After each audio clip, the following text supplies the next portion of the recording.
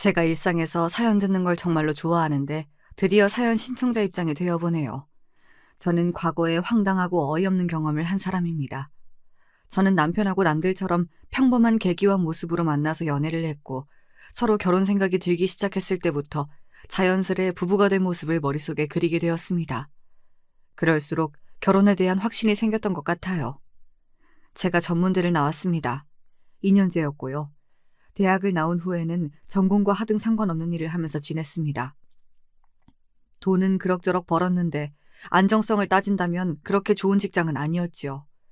제가 그때 어디를 다니고 있었는가 하면 인터넷으로 여러 가지 물건을 파는 사무실에 몸을 담고 있었거든요. 옷도 팔고 인테리어 소품도 팔고 그런 인터넷 사이트가 뭔지 아시죠? 그런 걸 운영하는 곳이었습니다. 그래도 제가 그곳에 초창기 때부터 함께해온 일원이었기 때문에 급여는 적게 받지는 않았어요. 남편은 어찌 보면 우리나라의 전문대라고 할 수 있는 그런 대학을 나왔습니다. 미국에서 학교를 나왔어요. 남편이 미국에서 만 8년을 살다가 온 사람입니다. 영어도 의사소통에 문제 하나 없이 잘해요. 남편이 또 집에서 막내예요. 남자만 셋인 집에서 막내입니다. 자기 형들보다 남편이 많이 누리고 살면서 자랐고요. 막내라도 많이 배우고 많이 세상을 봐야 한다는 일념 아래 가족들이 팍팍 밀어줘서 미국도 갔던 것입니다. 시댁은 방앗간을 오래 한 집안이었습니다. 시아버지께서는 방앗간 일을 종종 도우시며 작게 철물점을 운영하셨고요. 이 철물점은 원래 시아버지께서 하려고 하셨던 게 아니라 고향 친구분이 차리셨던 것을 얼떨결에 잠시 몇 달 맡아주셨다가 그대로 주인이 되어버리신 경우였답니다. 그놈이 몸이 아파서 죽겠다고 하니까 나 말고는 가게를 봐줄 사람이 없다고 해서 내가 의리로 수락을 했던 것인데 그놈 자식이 제발 몸 낫게 해달라고 생긴 게 험하고 말투도 험하긴 해도 심성은 고운 놈이니까 제발 낫게 해달라고 내가 하늘의 기도를 너무 열심히 했었나 봐. 그때는 의료기술도 별로 좋지 않았는데 왜 기적같이 회복이 되고 지랄이람. 아니 글쎄 다 낫더니만 자기는 이제 철물점 따위나 하면서 어두컴컴한 공간 속에 하루 종일 갇혀서 살긴 싫다고 하는 거야. 다시 살아났으니 이제는 마음이 가는 대로 살고 싶다는 지랄을 떨면서 나한테 가게를 줘버렸던 거지. 나 원참. 이놈의 가게를 내가 기회를 파서 어디 팔아치워야지. 그러다가 한 해가 가고 두 해가 가고 그러다 보니 세월을 다 맞아버렸네. 시아버지께서는 아직도 눈뜨고 코베인 기분이라 황당하기만 하다고 그러셨습니다. 하지만 정말로 적성에 안 맞으셨다면 그 철물점을 진작에 포기하셨겠지요. 그리고 점점 그 동네 사람들의 신뢰를 얻게 되면서 단골 손님들을 만드시다 보니까 은근히 재미를 붙이셨던 거예요. 시아버지의 고향 친구분은 성격이 괄괄하고 말투가 좀 거친 분이셨는데 시아버지께서는 그렇지 않으셨거든요. 사근사근 친절하게 설명을 잘 해주셨습니다. 특히나 뭘 모르는 아주머니 손님들한테도 무시를 하지 않으시고 설명도 잘 해주신 데다가 바가지를 안 씌우셨어요. 그 당시만 해도 여자들은 이런 거 봐도 모른다고 하면서 무시하고 안 알려주는 분위기가 만연했던 시기니까요. 시아버지의 장사법은 그 동네에 소소하게 화제가 되었고 그러면서 계속 돈이 벌렸던 것입니다. 남는 시간에는 방앗간에 가서 잡일도 하셨고요. 방앗간은 시어머니께서 운영을 하셨는데요. 전적으로 혼자 하시는 건 아니었고 같이 하는 인력이 있었습니다. 누구인가 하면 시아버지의 누나 되시는 분이었습니다. 제 남편에게는 고모요. 그러니까 시어머니 입장에서는 시누이 되시는 분이시죠. 요즘 시대에도 자기 시누이하고 가게를 하라고 그러면 쌍수를 들고 환영할 여자가 몇이나 될까요? 하물며 옛날이었고 더 하물며 고된 방앗간 일이었습니다. 가게도 좁았어요. 별로 넓지도 않았는데 그런 공간에서 시누이와 함께 방앗간을 해야 한다니. 상상만 해도 등줄기가 짜릿해집니다. 너무 소름이 돋아서요. 이런 괴담 같은 현실을 살아내신 시어머니가 정말이지 존경스럽습니다. 시어머니께서 성격이 그렇게 까다롭지 않은 분이라서 가능했던 것 같네요. 그리고 시고모님도 시자 유세를 막 부리고 그러신 분은 아니었다고 해요. 나중에는 건강이 좀 안 좋아지시고 그러면서 귀농을 결심하게 되면서 방앗간은 시어머니 혼자 하시게 됐고요. 늙으셔서 이제 일이 힘들어진 판국에 혼자 하시려니 벅차셨으나 세월을 머금으신 만큼 노련해지기도 하셨으니까요. 도사이셨습니다. 아무것도 모르는 새댁들이 쭈뼛쭈뼛거리며 쑥이 담긴 봉지만 들고 와도 그냥 알아서 다 해주셨다네요. 시어머니의 솜씨는 다 믿고 신뢰한다고 그 주변의 사람들이 입을 모았다지요. 그리고 자연스레 그 방앗간이 동네 사랑방의 역할을 어느 정도 하게 되어서요. 참기름 한 병 사러 오셔서는 왼종일 방앗간에 앉아서 떠들고 가시는 그런 어르신들이 비일비재하였습니다. 철물점과 방앗간은 거리가 가까운 편이라서 시아버지께서 자전거를 타고 슬슬 움직이시면 금방 도착하시는 거리였어요. 그리고 시부모님께서 사들이신 건물은 다른 동네에 있었고요. 아무리 조심하고 입단속을 해도 소문이라는 건 나기 마련이니까 괜히 이쪽 동네에다가 건물을 살 필요는 없지. 괜히 그랬다가 사달이나 나지. 시어머니께서는 그리 보셨고 시아버지 또한 전적으로 동의를 하셨다고 합니다. 아무리 서로 좋게 잘 지내며 오래 봐온 여기 일대 주민들이라고 하여도 사촌이 땅을 사면 배가 아픈 게 사람 마음인 법이라고 보셨던 거예요. 두 분이 정말 현명하셨지요. 건물은 3층짜리 상가였고요. 위치가 나쁘지 않았고 장사들도 다 잘 되고 있어서 아주 괜찮았습니다. 당연히 시간이 갈수록 값이 올랐고요. 시아버지께서는 소탈한 모습으로 손님들을 맞이하시며 수리일을 다니셨고 자전거는 정겹게 바른 모습이었으나 그런 것과는 상관없이 돈을 참으로 잘 벌고 계셨습니다. 돈이 되니까 그 철물점에 정을 붙이시며 계속 하셨던 것이지요. 방앗간 또한 한자리에서 꾸준히 단골 장사를 해온 데다가 시어머니께서 워낙 알뜰살뜰하게 사시는 분이었거든요. 절대 돈을 낭비하시는 일이 없었어요. 웬만하면 사치를 안 하셨습니다. 다니시는 교회에서 오랫도록 집사님이셨다가 권사님이 되셨던 날, 그때 처음으로 기념 삼아서 명품 가방 하나 사셨다고 하네요. 여담으로 그때 백화점에서 깜짝 놀랐대요. 시부모님이 놀라신 게 아니라 백화점 직원이 놀란 것이었지요. 뭐 찾으시는 거라도 있을까요? 단출한 시어머니의 차림새, 그리고 아주 소탈함이 넘쳐 흐르는 시아버지의 모습까지 백화점 직원이 떨떠름한 눈빛으로 쳐다보았다고 합니다. 딱 봐도 뭣도 없는 양반들이 호기심에 백화점 나들이를 하러 온 모양이라고 판단을 했던 것이죠. 제가 여기서 손가방이나 하나 좀 보려고요. 가방에 로고가 이렇게 박힌 게 제 눈에 예쁘더라고요. 네, 그러시군요. 그런데 여기는 그냥 일반 브랜드 매장이 아니라 명품 매장이라서요. 가격대가 맞는 게 없으실 거예요. 저기 고객님? 제 이야기 듣고 계시나요? 그거 그렇게 멋대로 만지시면 안 돼요. 손으로 막 그러시면 안 돼요. 사실 것도 아니시잖아요? 시어머니께서 마음에 드는 가방을 손으로 건드리시자마자 직원이 난리를 쳤다고 합니다. 시아버지께서는 여기는 장사를 요란하게 한다고 하시면서 그저 껄껄 웃으셨고요. 시어머니 또한 기분이 나빠하시기보다는 그저 호호 웃으셨다네요. 만진다고 달아요? 누가 보면 가방이 신생아 갓난쟁인 줄 알겠어요. 호호 웃으시면서 막상 만져보니까 재질이 마음에 안 드신다고 하신 다음 정면에 있는 다른 매장으로 향하셨습니다. 시아버지께서는 그곳 직원들에게 정중하게 목례를 남기시며 시어머니의 뒤를 따르셨고요. 정면에 있었던 다른 매장은 한 단계 더 급이 높은 명품 매장이었습니다. 그래서 시부모님을 상대했던 그 직원이 한숨을 내쉬면서 불신 가득한 눈빛이었다고 하네요. 하지만 잠시 후 더 급이 높은 그 명품 매장에서 시부모님이 구매를 하고 나오신 거예요. 게다가 거기 직원들이 시부모님 등에 대고 공손한 인사를 보냈고요. 그러자 시부모님에게 불신을 가지고 있던 직원이 깜짝 놀랐죠. 그 직원에게 다가간 시어머니께서 말씀하셨습니다. 아까 제가 본 거요.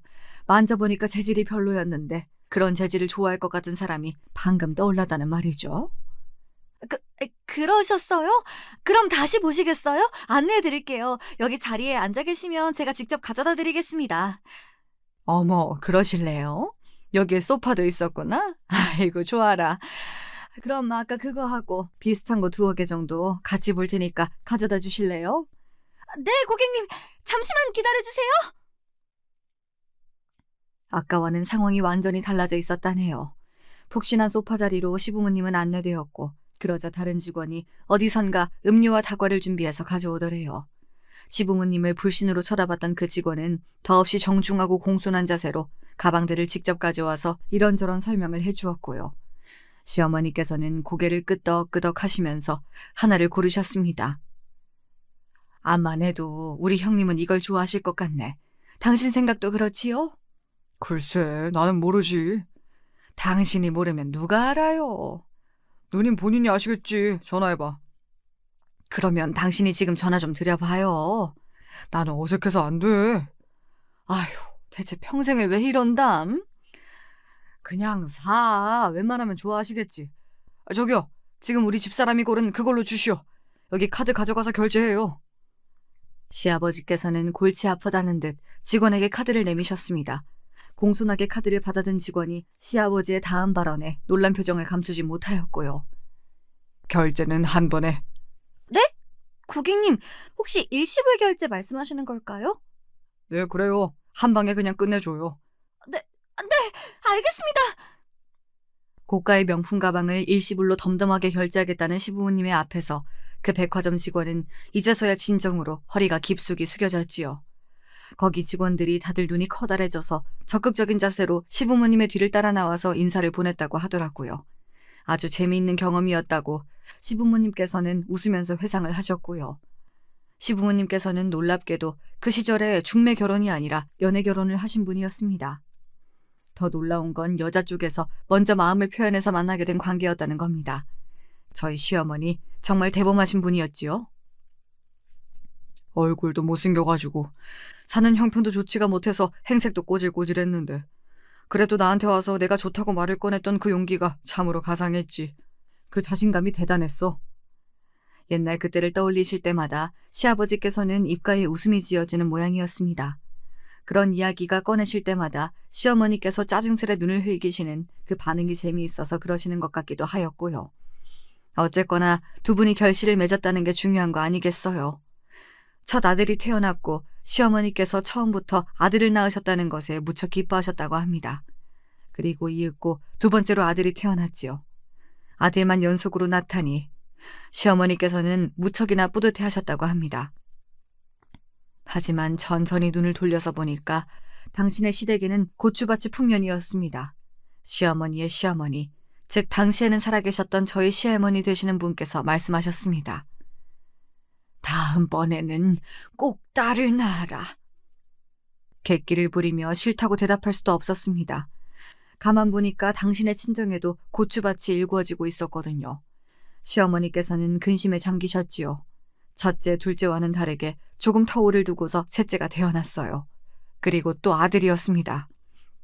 당신의 친정 식구들이 크게 실망을 해서 입맛이나 멋쩍게 쩝쩝다시는 모습을 시어머니께서는 보고 마셨습니다. 분노의 결심이 섰지요. 너는 우리 집의 셋째이자 막내야. 알았지? 더 이상 나는 자식을 안 낳을 테니까. 시어머니께서는 넷째는 없다고 못을 박으셨습니다. 갓난아기 시절부터 얌전하고 해맑았던 제 남편은 그 소리를 듣고서 그저 배시시 웃었다고 하네요. 양가의 어른들은 그러면 앞으로 영원히 딸을 안 낳을 거냐고 잔소리를 하셨습니다. 그 앞에서 시부모님께서 이렇게 대답을 하셨지요. 넷째를 낳으면 넷째도 아들일 것만 같다고요. 그래서 그 다음부터는 아무도 넷째 이야기, 딸 이야기를 시부모님의 앞에서 안 꺼냈다고 합니다. 딸이기를 유독 염원했던 상황에서 나온 아들이라 그랬을까요? 막내인 제 남편은 자기 형들보다 애교가 좀 있는 성격이었어요. 어렸을 때부터 원래 그랬고요. 그러면서 사랑을 독차지하게 되었습니다.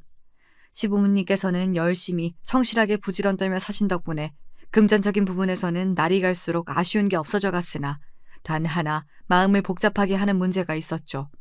소위 가방끈이라고 여겨지는 그 문제였습니다. 학력, 학벌 말이에요.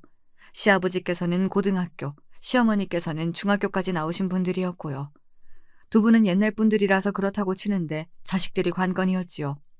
첫째인 제 큰아주버님이 학창시절을 보내실 때에는 시댁의 형편이 대단히 윤택하지 못했습니다.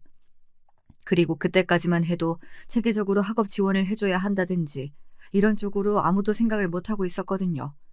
만약에 지원이 뒷받침되었다면 큰아주버님은 결과를 좀 내셨을 법한 인물이었는데 이 점이 아쉽습니다. 그저 그런 4년제 대학을 나오셨고요. 그런 수준의 대학의 공통점이라고 한다면 졸업을 해서 취업시장에 나갔을 때 어떤 면으로 보더라도 무조건 애매하다는 것이었습니다. 큰아주버님은 평범한 중소기업에 들어가서 일을 하시다가 미래가 안 보인다는 생각으로 철물점이나 방앗간 일을 기웃거려 보았으나 적성에 조금도 맞지 않았지요. 그래서 나중에 공인중개사 자격증을 따서 이쪽으로 일을 하게 되셨어요. 그래도 맞는 길을 찾아서 나아가신 부분이 정말 대단하고 멋있으시죠. 장남이 공인중개사가 되다 보니까 시부모님도 이제 부동산 쪽으로 어려워할 일이 없게 되었다면서 무척이나 좋아하셨습니다. 둘째가 작은 아주버님이신데 그저 그런 4년제 대학을 목표로 하셨다가 미끄러지셨습니다. 재수를 한 끝에 그저 그런 4년제 대학에 들어가셨어요. 누가 굳이 물어보지도 않지만 내가 그 대학을 재수해서 들어갔다는 건 아무튼 비밀이야. 그 정도 대학은 재수를 해서 들어가는 법이 거의 없었으니까요. 그 정도 대학에 다니다가 자퇴를 하고 재수를 해서 더 좋은 대학에 가는 경우는 많았지만요. 작은 아주버님이 하마터면 재수가 아니라 삼수를 할 뻔했다는 것은 더더욱 비밀이었습니다. 심지어 성적 관리도 잘 안 되었다고 하네요. 그걸 들고서 괜찮은 회사에 들어가는 것은 불가능이었고요. 성적은 안 보고 대학 간판 정도만 보는 흔하게 널린 중소기업에나 들어가실 수 있었죠. 문제는 그런 곳에서도 작은 아주버님은 적응을 못하시고 배우는 게 느리셔서 헤매다가 그만두셨다는 것입니다. 그만두셨던 과정이 사실은 쫓겨나는 모양새였다는 것은 비밀입니다. 이렇듯 비밀이 많기도 한 작은 아주버님은 기세 좋게 철물점 일을 해보겠다고 하셨다가 시아버지의 혈압을 터뜨릴 뻔하셨고요. 방앗간 일을 돕겠다고 하셨다가 시고모님께 주걱으로 머리를 맞으셨습니다. 가실 데가 없었어요. 그런 작은 아주버님을 치근하게 바라봐준 사람도 있던 모양이었습니다. 사람이 죽으라는 법은 없나 봐요. 대학을 같이 다녔던 작은 아주버님의 동기가 알고 보니 집안이 인테리어 사업을 하는 경우였던 거예요. 야, 너 나랑 다니면서 일이나 배울래? 됐어. 이번에는 일하다가 내 꼬라지가 답답하다면서 페인트통으로 맞을까 봐 겁이 난다. 그렇게 머리 쓸 일도 없어. 그냥 하라는 것만 하면 돼. 일단 해보고 괜찮은지 한번 생각을 해봐. 그래? 형이 그렇게까지 말을 한다면요. 한번 해볼게. 작은 아주버님의 대학 동기는 동기이긴 했으나 나이가 2살 더 연상이었습니다. 그렇습니다. 그분도 현역 입학이 아니었던 거예요. 그래서 두 사람이 더 잘 맞았나 봐요. 작은 아주버님은 얼떨결에 그렇게 인맥으로 인테리어 쪽 일을 시작하게 되셨고 의외의 적성을 찾으셔서 그쪽 업계에 눌러앉으셨습니다. 이래서 사람 일은 모르는 거라고 하는가 봐요. 아주버님들 두 분이 이런 것만 봐도 왠지 결이 다르시지요. 성격이 모나지 않고 둥글둥글하다는 점은 아주 두 분이 비슷하시답니다. 시부모님께서 그러신 분들이라 아주버님들도 분쟁 싫어하고 머리 아픈 일은 슬그머니 외면하는 기질이 비슷하게 있는 것 같아요. 그런 두 분이 억센 배우자들을 동일하게 맞이했다는 점이 아주 재미있는 대목입니다. 시댁에서 아쉬워했던 점이 바로 가방끈의 길이잖아요. 사람이 재력을 얻고 나면 권력을 탐하게 된다는 말처럼 그랬던 것 같아요. 이왕이면 시부모님께서 당신의 자식들이 엘리트 소리 좀 듣고 산 여자들과 결혼하기를 원하셨습니다. 그래야 태어날 손주들의 공부머리가 좋지 않겠냐는 생각도 좀 하셨고요. 돈은 크게 개의치 않으니 집안 형편이 어찌됐든지 간에 공부를 아주 잘하는 며느리들을 데려오라고 두 분은 아주버님들을 향해 일찍이 당부를 해놓으셨습니다. 그리고 아주버님들은 두 분 다 서울대를 나온 여자들과 결혼을 하셨습니다. 학벌주의, 명문대의 최고봉이라고 할 수 있는 바로 그 서울대 말입니다. 제가 어쩌다가 서울대 출신들과 동서지간이 되었는지 이런 앞날이 펼쳐져 있을 줄은 상상도 못하는 채로 저는 유년 시절을 보낸 아이였네요. 저의 지난 이야기를 좀 해볼까요? 제가 기억하는 한 아주 어렸을 때부터 집안의 분위기는 좋지 못했어요. 친정아버지라는 인간은 아무런 도움이 안 되었습니다. 친정엄마의 얼굴은 자주 얼룩덜룩하게 물들어 있었어요. 파란색, 보라색. 엄마의 얼굴에 물들어 있는 멍자국들을 쳐다보며 저는 자랐습니다. 황당한 건 말이죠. 아버지가 먼저 만나자고 사정을 해서 두 분이 처음에 교제를 시작했던 사이라는 것입니다. 결혼도 아버지가 적극적으로 말씀을 먼저 꺼내신 거였고요. 어디서부터 잘못된 것이었는지 이제는 아예 모르겠다. 아무 생각도 안 들어. 얼굴에 멍이 크게 들어있을 때면 부끄러워서 식당일도 못 나가셨습니다. 사람들이 수군거렸으니까요. 그럴 때면 엄마는 기력 없이 한숨만 내쉬며 집안에 앉아 계셨지요. 엄마가 말씀하시기를 아버지가 분명 처음에는 안 그런 남자였다고 하셨어요. 전혀 안 그랬던 남자가 결혼을 하고 난 뒤로부터 서서히 본색을 드러냈고 아이가 태어난 뒤로는 매사에 시큰둥한 모습을 보이더니 그때부터 시간이 점차 흐를수록 욕설은 기본이고 주먹도 쓰고 발도 쓰는 무례한이 되어갔다는 게 아버지를 옆에서 지켜보신 엄마의 증언이었지요. 저희 가족의 모습을 지켜본 사람들이 말했습니다. 왜 진작에 끝내지 못했고 도망치지 못했냐고요. 엄마는 죄가 없었고 내도록 당하며 고통을 받으셨는데 사람들은 엄마를 향해 손가락질하면서 왜 멍청하고 어리석게 답답하게 살았냐면서 욕을 했습니다. 외가는 가난했습니다. 엄마는 중학교까지만 나오셨고 고등학교는 나중에 검정고시를 따로 보신 분이었어요. 게다가 외가 식구들 자체가 썩 그렇게 사리에 박지 않았고 이속을 챙길 줄을 몰랐습니다. 집안의 분위기이며 사람들의 성품이 원체 그러하였습니다. 그런 기질을 고스란히 타고나셨던 분이 엄마였고요. 분쟁을 싫어하고 언쟁을 피했을 뿐인데 그게 그렇게나 사람들에게는 욕을 먹을 일이었나 보더라고요. 엄마 보고 자식 인생 망친 엄마라고 비난을 하시는 분도 저는 본 적이 있었습니다. 한 동네에 살던 아주머니셨는데 본인도 여자이고 엄마이면서 어쩜 그렇게 냉혹하실 수가 있었는지 모르겠네요. 맨날 당하고 살기만 하면 뭐가 옳고 그른지도 판단이 잘 안 되지요. 요즘 말로는 이런 걸 가스라이팅이라고 표현을 하던데 당시에는 그런 단어도 없었어요. 어떤 걸 당하고 있는 건지도 정확하게 모르는 채로 그저 무력하게 당하기만 하는 게 피해자의 일상이었습니다. 집에 가기 싫다. 모든 게 지긋지긋해. 그치만 집에 들어가면 웃어야겠지. 너무 크게 웃으면 안 되고 아주 약하게 웃으면서 엄마를 내가 안심시켜드려야 돼. 그게 내 역할이니까. 저는 부모님을 신경 쓰게 만들지 않는 아이, 손이 가지 않는 아이, 조용하고 착한 아이가 되는 것이 어릴 적부터 목표였어요. 불안정한 가정 안에서 보고 자란 게 전부 좋지 않은 광경들 뿐이었으니까요. 그렇다면 적어도 저로 인해서 이 가정이 더욱 힘들어지는 일만큼은 없어야 한다는 생각이 들었습니다. 그래서 조용히 지냈고 아무런 잡음도 내지 않으면서 커갔습니다. 눈치를 보느라 바빠서 학교에 준비물을 사야 하는데 그게 값이 비싸면 그냥 학교에서 창피를 당하고 혼이 날지언정 그 준비물 비용을 달라고 말을 못 꺼냈고 고기 반찬이나 햄 반찬 혹은 계란말이 같은 걸 원 없이 뜨끈한 쌀밥과 먹어보는 게 소원이었지만 꼭 참으면서 도리어 먹는 양도 적게 먹었습니다. 그래야 제가 도움이 될 것만 같았거든요. 식량을 축내는 자식이 되고 싶지 않았던 것 같아요. 어른이 어른답지 못하면 그 밑에서 아이는 아이답지 못하게 자라더라고요. 제 경험담입니다. 중학생 때 학교에서 동아리 활동이라는 걸 꼭 해야 한다고 해서 억지로 시작을 했었어요. 독서와 관련된 동아리였는데 솔직하게 뭔 활동을 했었는지는 모르겠으나 그 동아리에서 만난 친구들하고 친해져서 제 마음에 안식처가 생겼던 게 아주 중요한 일이었지요. 그런 의미에서 중학교 시절의 그 동아리가 저를 구원해 주었던 것이나 다름없어요. 그 친구들은 괴짜였습니다. 저와 다르게 더 어린 나이부터 책을 많이 읽었던 친구들이었거든요. 전부 다 두꺼운 안경들을 쓰고 있었지요. 친해지고 난 다음에 저희 부모님이 사이가 안 좋고 집구석에서 좋은 일이라고는 경험해 본 적이 없다고 제가 털어놓았는데요. 그렇게 말을 하고 나서 괜히 털어놓았나 싶은 후회가 들었는데 친구들의 반응이 의외였어요. 전부 다 안경 너머에 눈을 반짝이고 있었거든요. 그러면 너는 주인공이구나. 주인공이라는 게 갑자기 무슨 의미야? 우리 집이 그러고 산다는데 내가 왜 주인공이야? 원래 평범한 사람들은 주인공을 못해. 특별한 경험이 있어야 주인공이 되는 거야. 정말? 뭔가 이상한데? 혹시 만에 하나 우리 부모님이 이혼을 하시면? 부모님이 이혼을 했는데 그 자식이 주인공이 될 수가 있어? 나는 잘 모르겠지만 어쨌든 주인공이라는 건 가족이 제대로 있어야 하는 거 아니야? 네가 책을 많이 안 읽어서 뭐를 잘 모르는구나. 시련의 산을 넘고 또 넘고 그러면서 주인공의 이야기가 완성이 되는 거야. 너 말고 나머지 우리들은 전부 집에서 아무 일도 없어. 그냥 맨날 똑같이 지루하게 지내는 게 전부야. 그러니까 여기 있는 사람들 중에서 주인공을 뽑는다면 그건 바로 너야. 너희들 정말 생각하는 게 특이하다.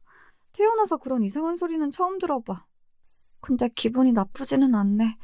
오히려 기분이 좋은 것 같아. 다들 고마워. 저의 불행한 가정사를 듣고 나서 특별하니까 주인공인 거라고 말을 해주다니. 이 친구들이 암만 해도 제정신이 아니었습니다. 그때부터 저는 그 친구들을 괴짜라고 여기게 된 것이었지요. 왜 그 친구들이 다른 애들하고는 못 어울리고 자기들끼리만 노는지도 그 이유를 자동으로 알 것만 같았습니다. 그런데 결과적으로 저에게는 그 친구들의 말이 크나큰 힘이 되었어요. 항상 눈치만 보고 주눅이 들어있던 제가 서서히 어깨를 펴고 목을 위로 들게 되는 그런 계기가 되어 주었거든요. 상황을 조금은 객관적으로 바라볼 줄 아는 시선을 가지게 되었는데 그만큼 정신이 성숙해진 것이었죠. 엄마가 마냥 불쌍하고 답답하게만 생각됐었으나 이제는 다른 생각도 들기 시작했고요. 아버지가 재활용조차 불가능한 아주 답이 없는 인간이라는 것도 냉정하게 판단할 수 있게 됐습니다. 그때부터였죠. 제가 행복하고 화목한 미래 따위는 영원히 오지 않을 가족만 붙잡으면서 기대하는 마음을 버리게 된 게요. 이뤄지지 않을 꿈을 그동안 꾸고 있었습니다. 저만 노력한다고 해서 될 일이 아니건만 그동안 헛된 꿈만 내도록 꾸고 있었습니다. 그걸 알게 되었어요. 그런 현실을 인지하면 인지할수록 제 처지가 비참하고 초라하게 느껴진다는 부작용이 있었으나 그럴 때면 외치는 주문이 있었지요. 괜찮아. 나는 주인공이야. 이 세상의 주인공은 아닐지라도 제 인생의 주인공은 확실히 저였으니까요. 부모님의 문제와 상관없이 제 일상에 집중하면서 제 인생에서 다시는 돌아오지 않을 학창시절을 최대한 즐기고 누리려고 노력을 했습니다. 고등학교 시절에는 아르바이트를 하면서 제 용돈을 벌었고요. 그리고 고등학교 졸업 전에 부모님이 이혼을 하셨습니다. 이혼 사유는 아주 간단하고 명료하였습니다. 아버지가 바람이 나셨기 때문입니다. 아버지는 새 여자와 새 출발을 하기 위해 처자식을 버리고자 하였습니다. 엄마는 울부짖으셨습니다. 그러면 내 인생에 남는 게 뭐야? 멍이 들 정도로 당신의 가슴을 세게 두드리며 한탄을 하셨고 저는 그런 엄마의 팔을 잡아드렸지요. 엄마, 그냥 이참에 아버지하고 끝내세요. 너는 모르는 소리 하지 마라. 내가 누구 좋으라고 이혼을 해줘. 누구 좋으라고. 엄마 좋으시라고요. 뭐? 내가 지금 억울하고 분해서 죽겠는데 이혼을 하는 게 어떻게 나 좋은 일이라는 거야. 그게 말이나 되니? 네, 지금 이혼 안 하시고 그렇게 악에 받쳐서 아버지를 붙잡으시잖아요? 그러면 모래를 쥐고 계시는 거나 다름 없어질 거예요. 모래는 결국 손가락 사이로 다 빠져나가겠죠. 엄마가 이혼을 안 해주셔도 아버지가 그 여자랑 같이 사는 걸 막으실 수가 없잖아요. 그럼 결국 엄마만 고통스러운 거죠. 엄마의 인생은 계속 아버지한테 잡혀있는 것이 되겠지요. 분하고 억울하고. 그렇다고 해서 인생을 바로잡을 기회를 놓치지 마세요. 이제라도 다르게 사셔야죠. 그냥 내려놓으세요. 다 내려놓고 엄마의 인생을 찾으세요. 엄마의 인생은 엄마가 주인공인 거예요. 네가 언제 이렇게 다 커버렸니? 네가 그런 생각까지 할 수 있는 애였어? 제가 벌써 18살인데요. 엄마가 저를 보지 않고 계시는 동안에도 저는 무럭무럭 자라고 있었어요. 엄마는 당신의 두 손에 얼굴을 가득 묻고 한참이나 흐느껴 오셨습니다. 저는 이 흐느낌이 먹고 나면 두 분의 결혼 생활도 끝이라는 직감이 들었습니다. 엄마는 얼마 되지도 않는 집안의 재산을 거의 대부분 차지하는 것을 조건으로 이혼을 하셨습니다. 자식인 저를 엄마가 전적으로 책임지게 되셨기 때문에 그 돈이라도 챙길 수 있었던 것이죠. 엄마는 이제 아무런 미련도 후회도 없다는 얼굴로 아버지와 이혼을 하셨는데요. 그때 아버지의 표정이 참으로 묘하게 보였어요. 엄마가 당신에게 처절하게 매달리는 모습을 기대하셨던 걸까요? 웃기지도 않네요. 저는 후련한 기색으로 덤덤하게 아버지를 바라볼 뿐이었고요. 마지막으로 꾸벅 인사를 남긴 게 전부였던 저와는 다르게 아버지는 복잡한 시선으로 저를 끝까지 바라보고 계셨습니다. 가장의 역할도 못했던 주제에 바람이 난 여자와 꼭 결혼을 하고 싶어 하셨던 이유가 있더라고요. 첫째로는 그 여자가 돈이 좀 있는 여자였기 때문이고요. 둘째로는 그 여자가 임신을 했기 때문입니다. 저희 부모님이 이혼을 하셨을 때는 그 여자가 이미 거의 만삭에 가까웠고요. 참고로 그 여자 또한 아버지가 두 번째 결혼이었는데요. 첫 번째 결혼은 사별로 끝이 난 모양이었어요. 사별한 배우자와의 사이에서 아이가 하나 있었고요. 아들에게는 아버지가 꼭 필요하다는 논리를 들며 저희 아버지와 그 여자가 그렇게나 열렬히 붙어먹었던 모양입니다. 두 사람이 얼마나 추잡한 새 출발을 해서 살든 말든 저는 관심이 없었지요. 엄마 또한 부디 그러시기를 바라는 마음으로 살았습니다. 공부에 큰 흥미도 재능도 뜻도 없었던 저는 대학을 아예 안 갈까도 싶었으나 학비가 거의 들지 않는 데다가 취업에도 도움이 될 것 같은 전문대가 보여서 그곳에 진학을 했던 거예요. 중학교 동창인 괴짜 친구들하고는 성인이 된 후에도 연락을 꾸준히 주고받았는데요. 여전히 독특한 생각들을 하고 사는 그 친구들 덕분에 저는 항상 열린 눈과 귀로 살아가는 사람이 될 수 있었던 듯 싶어요. 인터넷 쇼핑몰을 본격적으로 운영하는 곳에 들어가서 물건의 종류와 상관없이 다 동일하게 들여와서 판매를 해야 한다는 아이디어도 내게 되었고요. 처음에는 빈약하게 짝이 없는 작은 사무실이었지요. 초반에 휘청휘청하면서 위기도 맞이하였고요. 그러나 저는 의리를 지키며 자리를 지켰습니다. 그렇게 지내던 중에 의리 없기로는 제 인생에서 최고봉인 인물이었던 아버지에게서 연락이 왔던 것입니다. 정확히는 엄마에게 연락이 온 걸 제가 전해들은 것이었고요. 네?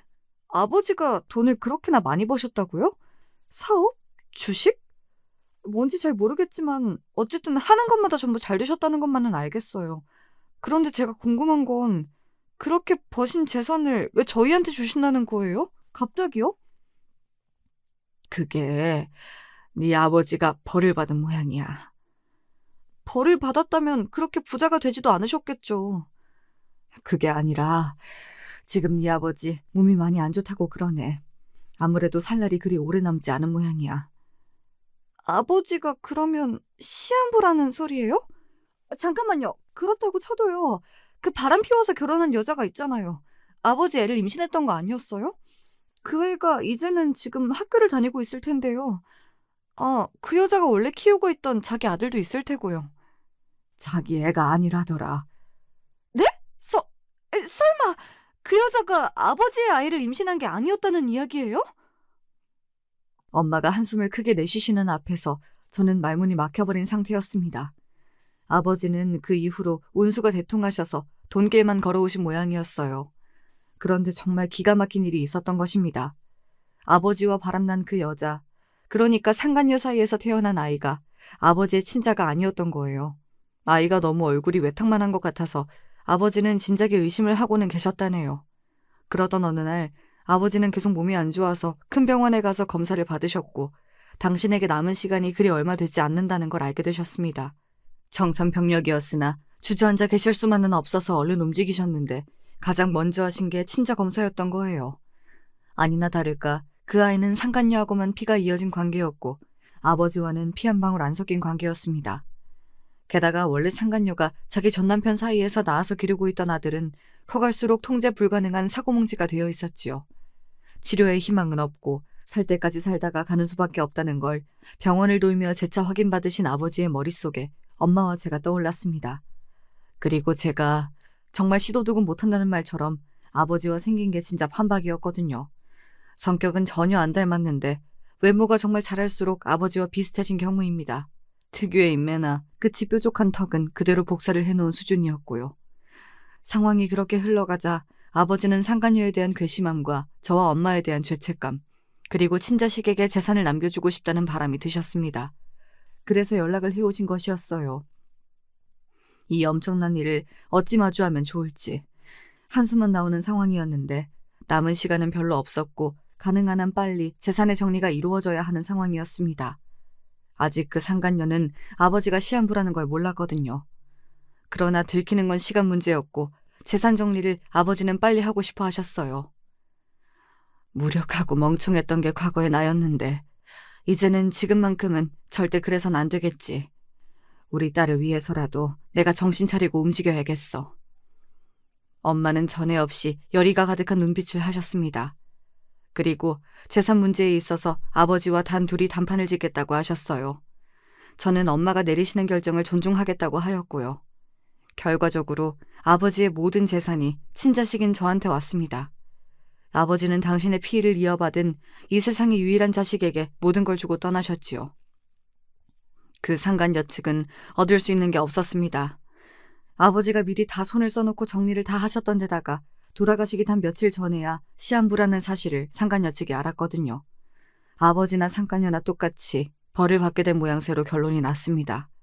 아버지가 떠나신 이후 엄마는 외가로 가셔서 외할머니와 둘이 지내셨고요. 저는 열심히 사회생활을 하다가 남편이라는 인연까지 만나게 됐던 거예요. 미국에서 지냈던 것 덕분인지 뭔지 남편은 마냥 해맑고 편견도 없고 긍정적이었습니다. 저의 어두웠던 유년 시절을 떠올리며 남편이 부럽기도 하였네요. 이혼 가정에다가 전문대 졸업, 안정성 측면에서는 탄탄하지 못한 직장까지. 저의 이러한 조건들만 보자면 남편에게 많이 못 미쳤다고 볼 수 있었죠. 하지만 남편은 그런 걸 전혀 따지지 않았고요. 그냥 제가 좋다고 했어요. 저도 그런 남편이 좋았고 저희끼리 꼭 붙들고 있는 모습을 보신 시부모님께서도 너그러이 고개를 끄덕여 주셨습니다. 서울대 나온 며느리를 이미 둘씩이나 봤는데 더 이상은 바랄 것도 없어. 뭘 따지겠나? 우리 막내가 좋다고 하면 그걸로 된 거지. 막내 아들 사랑이 지극하신 시아버지께서는 흐뭇한 눈빛으로 저를 바라봐 주셨습니다. 전문대를 나오면 뭐 어때? 사는데 지장 없는 곳을. 새며느리가 서울대를 나왔으면 그건 또 그거대로 골치 아파져서 안 돼. 잘난 척하는 주둥이가 하나 더 늘어나는 거잖아. 아이쿠야, 더는 안 되지. 시어머니께서는 그런 말씀을 연신 중얼거리시며 저를 기꺼이 새 며느리로 허락해 주셨고요. 저는 시부모님께서 크게 묻지도 따지지도 않고 환영해 주실 줄을 몰랐기 때문에 어안이 벙벙했던 것 같아요. 두 분은 미국까지 가서 살면서 공부하다가 온 똑똑한 막내 아들이 좋다고 하는 여자라면 무조건 안 좋을 일이 없다고 하셨습니다. 앞으로 천천히 서로에 대해 알아가면 될 일이지 미리 그렇게 이것저것 재고 따지고 될 것도 전혀 없다고 하셨고요. 저는 남편의 유유자적한 기질이 미국에서 온 게 아니라 유전에서 비롯되었다는 생각을 그제야 처음 하게 되었지요. 난관일 거라고 생각했던 시부모님과는 아무런 마찰도 없었습니다. 그런데 전혀 별다른 생각이 없었던 쪽에서 문제가 터지더라고요. 이래서 인생은 의외의 연속이라고 하는 건가 봐요. 제 아주버님의 서울대 부인들 말입니다. 제 손이동서 두 분이 함께 서울대 동문안이라고 할까봐 세트이더라고요. 둘이 한 세트요. 시어머니께서 그러셨어요. 제 손이동서들이 워낙 자기들끼리만 아는 소리를 떠들고 자기들끼리만 뭉쳐서 행동하는 경향이 있다고요. 그 이야기를 듣고 나서 그냥 그런가 보다 싶었는데 그걸 제가 직접 겪게 되었던 거예요. 며느리들끼리 인사 나누고 친목을 나누라고 하면서 시부모님께서 카드 한 장을 내어주셨습니다. 맛있는 밥 한 끼를 같이 먹으라고요. 근사한 식당에 다녀오라는 말씀을 들으며 저는 신이 나서 눈을 빛냈습니다. 하지만 카드를 받아드는 큰 형님이나 그 옆에 작은 형님은 저하고 낯빛이 그때 좀 달랐어요. 날짜는 언제로 할까요? 두 분이 편하신 대로 제가 맞출게요. 제가 그렇게 먼저 오늘 띄우자 형님들은 머쓱한 기색으로 고개만 끄덕이실 뿐이었어요. 사람 맥 빠지게 왜 저러시나 싶었는데 지켜보시던 시어머니께서 소리 없이 한숨을 내쉬며 고개를 돌리시는 게 보였답니다. 서울대 출신 형님들이 여태 집안에서 한 가닥씩 하고 계셨다는 것을 저는 느낄 수 있었고요. 얼마 뒤 고급 소갈비 식당에서 만나는 것으로 일정이 잡혔습니다. 그곳은 시아버지께서 추천해 주신 장소이기도 했어요. 남편도 거기를 가봤는데 아주 맛있는 곳이라고 했어요. 듣기만 해도 침이 고이더라고요. 기대를 많이 하고서 그날 도착을 했지요. 안녕하세요 형님들, 저 왔어요. 명랑하게 인사를 드리면서 테이블로 다가갔는데 두 분이 똥 씹은 표정으로 저를 보시는 게 아니겠어요. 게다가 4인 테이블석이었는데 두 분이 마주보고 앉으신 상태였어요. 본능적으로 저는 이쪽도 저쪽도 옆으로 가서 앉기가 상당히 민망할 것 같다는 예감이 들었습니다. 게다가 이제 보니까 테이블에 이미 음식이 나와 있었고 두 분이 이제 막 드시기 시작한 그런 때였더라고요. 제가 시간 맞춰 잘 온 줄 알았는데 그래도 제가 좀 늦었나 보네요. 저기 그런데 제가 어느 쪽에 가서 앉으면 좋을까요? 혹시 두 분이 나란히 앉으신다면 그렇게 해도 좋고요. 제가 옆에 앉으면 불편해하실까봐 두 분이 혹시 나란히 옆으로 앉으실 거냐는 질문까지 드렸습니다. 제 딴에는 온 사력을 다한 것이었죠. 바로 그때 메인 메뉴인 소갈비가 가득 담긴 접시가 도착을 했습니다. 두 분은 제가 도착한 순간부터 지금까지 저에게 일절 대꾸도 안 하신 채였고요. 작은 형님이 불판 위로 소갈비를 올려주시더군요. 그래서 제가 작은 형님 옆으로 가서 슬쩍 앉았습니다. 그러자마자 큰 형님이 젓가락을 테이블 위로 소리나게 내려놓으셨어요. 밥맛 떨어지게 진짜. 그러더니 짜증을 내시더라고요. 그것도 저를 보시면서 말입니다. 며느리들끼리 맛있는 음식 먹으라고 시부모님께서 마련을 해주신 자리였고 저는 새 며느리 된 입장으로 그냥 왔을 뿐인데 이렇게 불청객 취급을 받아야 할 일인가 싶어서 어리둥절했습니다. 화도 안 났고 그냥 당황스러웠어요. 큰형님이 혹시 어디 아프신 건가 싶기도 했습니다. 하지만 그때 제 옆에서 작은 형님이 한숨을 푹 내쉴 때부터 이 두 분이 작당을 하셨다는 걸 알게 되었지요. 그러게요. 갑자기 이 식사의 품격이 확 떨어지는 것만 같아요. 뭔 놈의 품격이냐고 묻고 싶었습니다. 당장 따져 물을까 하다가 어디까지 가나 보자 싶어서 형님들을 번갈아 쳐다봤지요. 그랬더니 큰형님이 피식 비웃으면서 저한테 이러시더군요. 눈치가 없나 봐? 살면서 그런 소리 꽤 들었지? 눈치 없다는 소리. 글쎄요. 별로 그런 소리는 들어본 적이 없는데요. 제가 지금 이 상황이 어떻게 된 건지 모르겠거든요. 이런 걸 보면 제가 눈치가 되게 좋은 사람은 아닌 것 같네요. 그러니까 말씀을 해주시겠어요? 지금 저를 왜 이렇게 불편하게 대하시는 건지? 당연히 불편할 수밖에 없는 거 아닌가? 머리가 달렸으면 생각이라는 걸 해봐. 어디 이름 없는 대학 같지도 않은 전문대를 나온 주제에 어떻게 서울대를 나온 우리하고 다짜고짜 맘먹으려고 들어? 네? 제가 지금 잘못 들은 거 아니죠? 서울대 나오신 게 그래서 뭐요? 전문대를 나온 제가 서울대를 나오신 두 분 앞에서 고개를 조아리며 겸상을 해도 되는지 정중하게 여쭈고 허락을 구하기라도 했어야 했다는 건가요? 설마 그건 아니죠? 제정신이라면 그런 발상은 못 하실 거라고 믿어요. 뭐야? 말하는 꼬라지가 아주 대단하다. 역시 못 배워 처먹으면 수준이 저급할 수밖에 없구나. 그런 식으로 우리를 끌어내리려고 얄팍한 수를 써봤자 소용없어. 안 통하니까. 좋은 말로 할 때 사라져. 두 분 어쩜 이렇게 유치하세요? 서울대고 나발이고 나이 먹고 이러는 거 너무 유치한 거 아닌가요? 아버님, 어머님한테 다 말씀을 드려야겠네요. 두 분이 이런 분들인 줄 몰랐습니다. 제가 단호하게 말씀을 드리자 두 분이 동시에 저를 비웃으셨어요. 집안에서 사랑받으며 커온 막내 아들의 옆자리를 꿰찬 것 하나로 너무 기세등등한 것 아니냐며. 그래봤자 저라는 인물 자체는 아무 보잘것 없으니 서울대 출신인 본인들하고는 게임이 안 된다고 하셨습니다. 작은 형님은 저보고 이만 꺼지라는 듯 팔로 저를 슬쩍 밀어내기까지 하셨어요. 그래서 제가 친절하게 밀려나 드렸고요.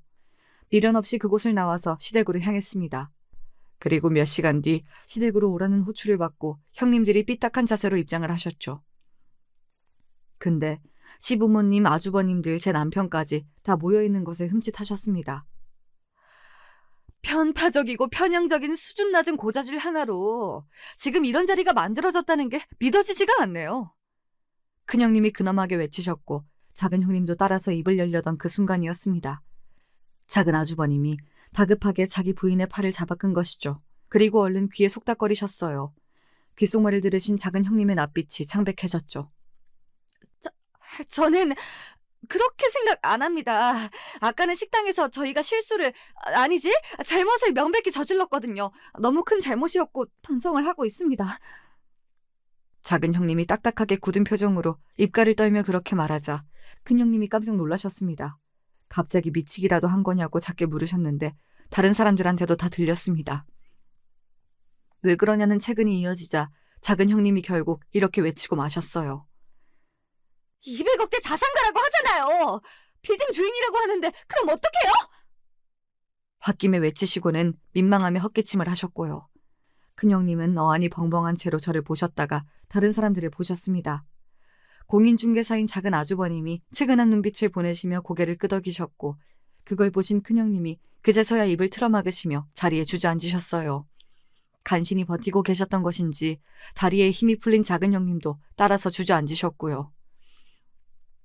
저기, 동서? 우리 동서한테 아까는 내가 좀 심했지? 내가 요새 일이 좀 안 풀려서 스트레스가 심해서 그랬나 봐. 정말 미안해요. 이젠 안 그럴게요. 우리 앞으로 잘 지내봐요. 갑자기 웬 존댓말까지 하시더군요. 그 잘난 서울대 출신께서 이렇게 금방 무너지셔도 되는가 싶었으나 식은땀까지 금세 흘리시는 모습에 괜히 모난 마음은 더 갖지 말아야겠다 싶더군요. 형님들은 공부를 무척 잘하셨으나 공통적으로 친정에 돈은 썩 그렇게 없었거든요. 개천용 비슷한 경우였지요. 저는 돌아가신 아버지에게서 재산을 싹 물려받았고 그걸 현명하게 관리해오고 있었습니다. 시댁에 공개된 저의 재산 수준 앞에서 형님들은 완전히 넋이 빠질 수밖에 없었죠. 아주버님들도 많이 놀라신 상태였고 남편만 싱글벙글이었습니다. 시부모님께서는 역시 우리 막내가 최고라면서 엄지를 들고 계셨고요. 그래서 어쩌다 보니 사랑받고 커온 막내 아들에 이어서 사랑받는 막내 며느리까지 저희 부부가 세트가 되어버렸네요. 형님들이요? 그 이후로 찍소리도 안 하셨답니다. 서울대의 시옷자도 그 이후로 제가 들어본 적이 없는 것 같네요. 어쨌든 남편하고 화목한 가정을 이루어서 잘 살고 있으니 제가 주인공인 저의 인생 여기까지 잘 흘러온 듯 싶습니다.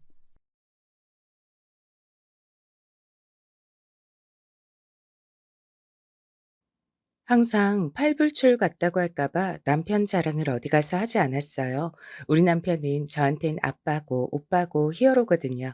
저렇게 얘기하면 어이없어 하는 사람도 있었고 눈꼴 싫어하는 사람들도 있었어요.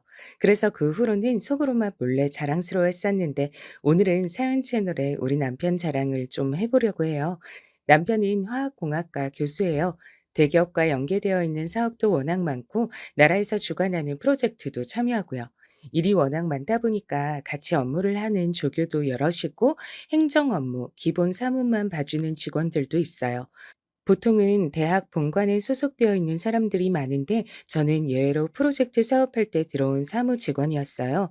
워낙 처리해야 하는 서류도 많고 이리저리 전화 받고 서류 발송하고 팩스 보내야 하는 일들이 너무 많은 바람에 고졸인 제가 일을 하게 됐어요. 정말 운이 좋았죠. 사실 고졸이라고 아무나 들어올 수 있는 건 아니었지만 제가 컴퓨터 자격증이 많아서 업무에 많이 능숙하고 전산 회계를 할 줄 알았기 때문에 일을 하게 됐어요. 남편은 경상도 사람이고 완전 친드레 스타일이에요. 좀 많이 무뚝뚝하거든요. 근데 참 믿음직하고 거짓말도 안 해요. 그래서 믿을 수 있는 사람이라 결혼했답니다. 그렇다고 센스 없고 무심하진 않아요. 그래서 제가 참 좋아하는 것 같아요. 남편은 자수성가해서 참 부지런해요. 부지런하고 성실한 게 얼마나 대단했으면 이리저리 다 소문이 나서 곳곳에서 여러 프로젝트를 남편이 맡아주길 바래요. 특히 남편은 어떤 일이라도 남한테 미루는 걸 제일 싫어해요. 항상 매의 눈으로 모든 사람들을 예의주시하고 잘 살펴보는 사람이에요. 전 제가 좋아하는 거에 관심이 있고 사실 주변은 크게 살피지 않으려고 하는 편이거든요. 그래서 남편이 절 주시하고 있는 것도 사실은 잘 몰랐어요. 남편을 처음 만났을 때 남편은 33살이었어요. 나이도 젊은 데다 능력 있는 교수였던 남편은 제가 다른 사람들이랑 행동하는 게 다르단 걸 남편은 알고 관심을 가지고 있었나 봐요. 전 식물을 많이 좋아하거든요. 식집사라서 어릴 때부터 화분에 허브들을 키우고 죽은 식물들한테 정성을 들여서 키워내는 걸 좋아했어요. 사무실 안에 화분들이 시들시들하길래 햇빛도 볼 수 있게 집에 남는 식물 등 가져와서 좀 켜주고 식물 비료도 좀 줬더니 금방 또 잘 자라더라고요. 그리고 먼지 제거하는 걸 좋아해서 잘 닦고 다녔어요. 이건 유튜브에서 배운 꿀팁인데 물에 린스를 섞어서 분무기로 뿌리고 닦으면 먼지가 잘 앉지 않는다고 하더라고요. 그래서 자주 닦고 다녔더니 한결 사무실이 쾌적해졌어요. 그리고 색깔별이나 가나다 순으로 정리하는 걸 좀 좋아하거든요. 남들 모르게 조금씩 조금씩 해놨더니 비품 찾는 것도 빨라지고 서류 찾는 것도 너무 편해졌어요. 컴퓨터에 저장되어 있는 서류들도 마찬가지고요. 계속 종류별로 분류를 해놔요. 그리고 업무 처리가 편하게 매뉴얼을 만들어서 계속 업그레이드를 시켰어요. 여기 일에 맞춰서 보고서나 문서 서식들도 다 만들어뒀고요. 새로운 사람이 오면 모든 업무가 체계화되어 있어서 많이 놀라더라고요. 처음 와서 일하는 사람도 한 번에 다 알 수 있도록 정리된 업무 안내서를 주거든요. 그걸 보고 두 번째로 놀라요. 이거 정리하신 분 누구냐고요. 그럴 때마다 정말 보람 있더라고요. 어떤 직원은 여기는 자동으로 모든 게 다 업데이트되는 프로그램을 쓰는 줄 알았대요. 저는 그냥 조용히 웃었는데 교수님이 얘기하시더라고요. 그거 미나 씨가 다 한 거예요. 여러분들은 잘 몰랐겠지만. 다들 네? 에이 설마 이런 반응이면 한 말씀 더 하셨어요. 여러분들이 다 미나 씨처럼 일하면 우린 세계 1등 교수진이 될 수 있을 거예요. 무적이죠, 무적. 여기 먼지 하나 안 앉은 거 알아요? 미나 씨가 늘 청소해서 그래요. 업무 안내서 시킨 적 없는데 미나 씨가 만들었어요. 우리 쓰고 있는 문서 서식들도 다 미나 씨가 만들었고요. 내 사무실의 책장 가나다 순으로 정리해 놓고 서류도 정리해 놓고 비품실도 찾기 쉽게 다 분류하고 번호 붙여 놓은 거 알죠? 그것도 혼자 다 했어요. 회계 업무 말하면 뭐해요. 입 아파요. 내 회계사 친구가 회계 프로그램 뭐 쓰는 거냐고 물어보더라고요. 어떻게 매번 이렇게 정리해서 주냐고 하더라고요. 이런 직원이 있다니까 자기 사무실로 스카우트하고 싶다고 하더라고요. 여러분은 아무도 몰랐죠. 여기 미나 씨가 다 돌리고 있어요. 내가 아니라. 사람들이 그래요. 교수님이 저렇게 말 많이 하는 거 처음 봤다고요.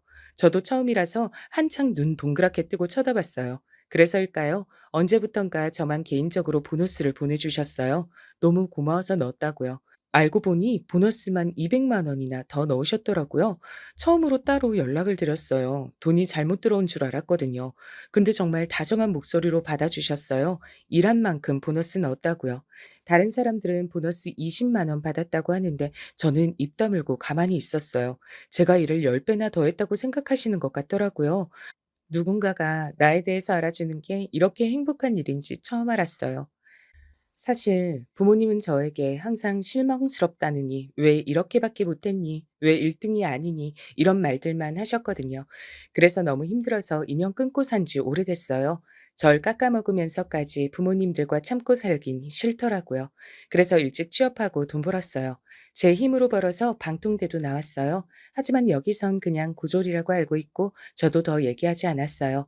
여기서 일하다 보니까 공부하는데 대학교에선 어떤 걸 공부하는지 궁금해서 다니기 시작했어요. 학교 다닐 때만 해도 공부도 잘해서 좋은 대학 갈 거라고 생각했어요. 저도 그렇고 주변 사람들도 다 그렇게 생각했죠. 그런데 고3 때 제 인생이 너무 큰 사건이 있었어요. 아직도 그때를 생각하면 후회밖에 되질 않아요. 그래서 그 이후로 여러 강박들이 생긴 것 같아요. 항상 주변을 살피고 다니는 게 습관이 돼버렸어요. 수민이라는 제 친구. 아직도 보고 싶어요. 수민이랑 저는 같은 유치원, 같은 초등학교, 같은 중고등학교까지 껌딱지처럼 붙어 다닌 소꿉 친구였어요. 수민이는 늘 성격도 다정하고 얼굴도 이뻐서 인기도 많았죠. 고3 때 다른 반이었던 게 너무 아쉬울 정도였습니다. 저희 집에선 제가 의대에 가길 바랬기 때문에 절 항상 쪼아댔어요. 항상 부정적인 말들만 하셨어요.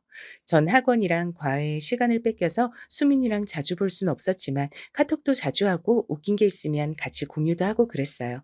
근데 언제부턴가 수민이가 연락도 뜸하고 바쁜지 전화도 잘 안 받더라고요. 조금 섭섭했지만 고3이라 그런가 보다 하고 저도 공부에 더 매진해야지 했어요. 하루는 수민이가 미나야 나 힘들어 하고 카톡이 왔더라고요. 다시 전화를 하니까 받진 않았어요. 그 다음날 학교에서 만나면 얼굴 보고 얘기나 좀 해야겠다 싶었어요. 오래간만에 본 수민이는 예전 모습이 아니더라고요. 갑자기 얼굴이 반쪽이 됐다고 할 정도로 바짝 말라 있었어요. 그렇게 친했다고 하면서 왜 오랜만에 보냐고 하겠지만 반도 다른 데다 학원에 과외에 눈코 뜰 새 없고 잠깐이라도 쉬는 시간이 되면 부족한 수면을 보충하느라 매점도 잘 못 가고 다른 반에 갈 힘도 기력도 없더라고요. 바쁘게 지내다 보니 마주쳐도 아주 잠깐씩이었던 거죠. 수민이는 미대에 진학하고 싶어 했어요. 학원 선생님이 잘 가르쳐 주셔서 갈 수 있을 것 같다고 너무 좋다고 했었거든요. 장학금 받을 수 있도록 최선을 다해서 가르쳐 주시는데 실력이 많이 늘었다고 칭찬받았다고 웃던 얼굴이 지금도 기억나요. 집안이 그렇게 넉넉하진 않아서 항상 미대 진학을 걱정했었는데 학원의 선생님이 적극 추천해 주시면서 따로 과외도 해 주시겠다고 그렇게 웃으면서 말했었는데 그런데 너무 충격적이게도 그 학원 선생님이 따로 집에서 과외를 해 주시겠다고 하고 수민이한테 약을 먹이고 몹쓸 짓을 했더라고요. 어떻게 선생이란 사람이 그것도 자기 지위를 이용해서 절박한 사람을 저렇게까지 짓밟을 수 있을까요?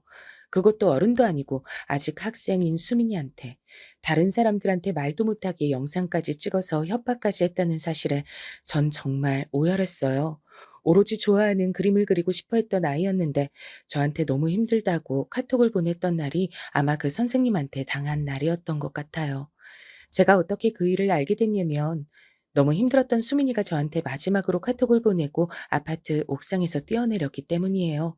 자기한테 이런저런 일이 있었다. 너무 무섭고 겁이 났다. 넌 살면서 이런 일 당하지 않고 아름답고 예쁘게 잘 지냈으면 좋겠다. 너랑 놀면서 같이 그림 그리고 수다 떨던 때로 돌아갈 수만 있으면 정말 좋겠다. 너무 보고 싶다, 미나야. 이런 내용이었어요. 저한테도 말도 못하고 괴로워했을 수민이가 너무 보고 싶고 안타까웠어요. 제가 수민이 장례식장에 간다고 하니까 못 가게 말리시는 부모님 앞에서 전 살면서 처음으로 반항이란 걸 하게 됐어요. 거의 눈이 뒤집어졌죠. 가겠다, 가지 마라. 몇 시간을 싸워서 다른 집에서 항의도 들어왔었어요.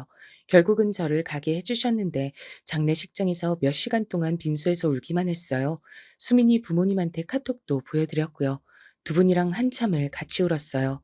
두 분은 저라도 힘내서 살라고 좋은 대학도 가라고 하셨지만 저는 모든 일이 다 저 때문인 것 같았어요. 그렇게 같이 지내고 온갖 얘기도 하면서 지냈다가 수민이를 혼자 둬서 그런 일이 생긴 것 같은 거예요. 지금은 그 죄책감에서 벗어났지만 고3 때 그 사건은 제 인생을 송두리째 바꿔버렸어요. 방에 틀어박혀서 울기만 하고 수민이랑 카톡 주고받았던 거, 편지 썼던 거 보면서 웃다가 울다가 난리가 났죠. 부모님이 다 갖다 버리려고 하니까 눈이 뒤집어져서 발작까지 하는 바람에 정신병원도 갔었어요. 친구의 갑작스런 죽음으로 너무 스트레스를 받은 것 같다고요. 시간이 필요하다고 하시더군요. 이미 제 인생에서 대학은 별 의미가 없었어요. 고등학교 졸업장만 받고 대학 진학을 하지 않았죠. 그때 정말 제 인생에서 가장 많이 싸운 날이었을 거예요. 과거와 미래까지 다 통틀어서요. 살면서 그때만큼 치열하게 싸운 적이 있나 싶었어요. 부모님도 자기 인생 망치려고 하는 제가 참 답답하셨겠죠. 하지만 저를 조금만 이해해 주셨으면 아마 지금의 제 모습은 달라져 있었을 건데 늘 아쉬워요. 그 나쁜 놈의 미술 선생은 알고 보니까 학력도 위조, 나이도 위조, 모든 게 거짓인 사람이었어요. 결국 모든 게 뽀록나서 가중 처벌받았지만 10년형밖에 받질 않았어요. 미성년자를 성폭행하고 협박까지 해서 사람을 죽게 만들었는데 형량이 그렇단 사실에 전 더욱 분노했죠. 시간이 지나면 지날수록 수민이가 없는 내 삶이 그대로 또 아무렇지 않게 흘러간다는 게 더 슬펐던 것 같아요. 그러다가 정말 아무것도 못하고 죽겠더라고요. 수능은 치질 않았지만 그 이후부터 전 각종 아르바이트를 시작했어요. 학생 때부터 돈 모았던 거랑 알바해서 돈 번 거랑 합쳐서 독립을 했어요. 꽤 열심히 돈 모았거든요. 그 이후에 다니고 싶던 컴퓨터 학원에 다녔고요. 자격증도 다 따고 나중에 일하는 데 필요할 것 같아서 전산 회계 자격증도 땄고요. 그래도 이왕 일하려면 앉아서 할 수 있는 일하자란 생각이었어요. 이젠 엉덩이가 빠그라질 것 같다고 후회하면서 말이죠. 아르바이트로 생활이 좀 여유로워지고 나서 그래서 수민이가 살아 있었다면 같이 가보고 싶고 해보고 싶었던 일들을 하나씩 해보기 시작했어요. 우리는 항상 미래 여행 계획을 짜고 보고 싶었던 아이돌 콘서트에 꼭 같이 가자고 얘기했었거든요. 같이 갔다고 생각하면서 즐겁고 행복하게 추억을 쌓는다는 느낌으로 자전거도 타고 여러 국내 여행지도 다녔어요. 읽고 싶은 책들도 많이 읽고 사진도 많이 찍으러 다녔어요. 외국에도 놀러 가고 싶었지만 아는 사람 하나 없고 말도 잘 안 통하는 낯선 곳이 좀 많이 두렵다고 해야 할까요? 그래서 풍경 좋은 국내로 많이 놀러 다녔어요. 자전거도 타고 다니고 무작정 걸어서 도시를 이동하기도 하고요. 그렇게 미친 듯이 공부해서 자격증도 따고 돈도 벌고 걸어 다니기도 해서 조금씩 죄책감을 지워갔어요. 그리고 좀 안정적인 일자리를 찾은 게 지금 정윤호 교수님 사무실이었어요. 내가 주변을 살피지 않으면 수민이처럼 또 누군가를 잃게 되는 상황이 일어날까 봐 항상 교수님 주변이 쾌적하게 일하는데 불쾌감을 가지지 않게 공간도 업무도 계속 정리하고 분류했던 것 같아요. 함께 일하는 사람들이 행복하고 편했으면 하는 마음이 제일 컸던 것 같아요. 교수님이 어떻게 정리했을 때 가장 찾기 쉬워할까 고민도 했고요. 교수님은 젊은 나이라서 그런지 지치지 않고 정말 많은 일들을 열심히 하시더라고요. 그런데 한 번씩 밑에서 일하는 사람들이 서로 다른 일에 서류를 섞어버리거나 보내야 하는 서류를 B 회사나 아예 다른 데 보내버리거나 해서 일하시다가 흐름이 끊기는 경우가 많았어요. 일 분배 자체가 잘못된 것 같더라고요. 맡은 일과 잘하는 일이 달라서 일어나는 문제들이 많아서 조용히 보고서 하나를 작성해서 교수님 메일로 보냈어요. 어떻게 보면 정말 조심스러운 일이었지만 제가 느끼고 지켜본 바를 솔직하게 적었어요. 사실 잘릴 수도 있다고 생각하고 제가 경거망동하는 것처럼 느끼실 거라고 생각하기도 했어요. 근데 이 엄청난 오지랖이 가만히 있질 않더라고요. 직원들의 업무 숙련도, 능숙도, 일 처리 스타일, 좋아하고 흥미있어하는 분야까지 다 조사해서 올렸거든요. 그래서 업무의 차질이 일어나는 직접적인 원인과 그 해결책을 제시했어요. 그리고 이러저러한 프로세스로 운영되고 있는데 그러면 운영은 되어지는 것처럼 보이지만 업무의 정확성이 떨어져서 다시 두세 번 수정해야 하는 번거로움이 생기게 된다고도 얘기하고요. 그래서 플랜 A와 플랜 B를 제시했어요. 평소에는 A로, 어떤 직원이 빠지게 되거나 문제가 생길 시 B로 운영하실 때 가장 효율적으로 교수팀이 운영될 거라고 말이죠. 교수님은 생각이나 하셨을까요? 말단 직원에게 이렇게 팀을 돌려보라고 말을 듣게 될 줄요. 보고서를 다 적고 보내기 버튼을 누를까 말까 100번은 고민한 것 같아요. 사실은 더 한 것 같기도 하네요. 그렇게 소심한 성격이 아니었는데 교수님이라면 내 진심을 알아주시지 않을까 싶어서 결국은 보냈어요. 메일로 답신이 왔는데 정말 고맙다는 대답이었고 이렇게 많은 관심을 가져줘서 고맙다고 해주셨어요. 정말 기분이 좋더라고요.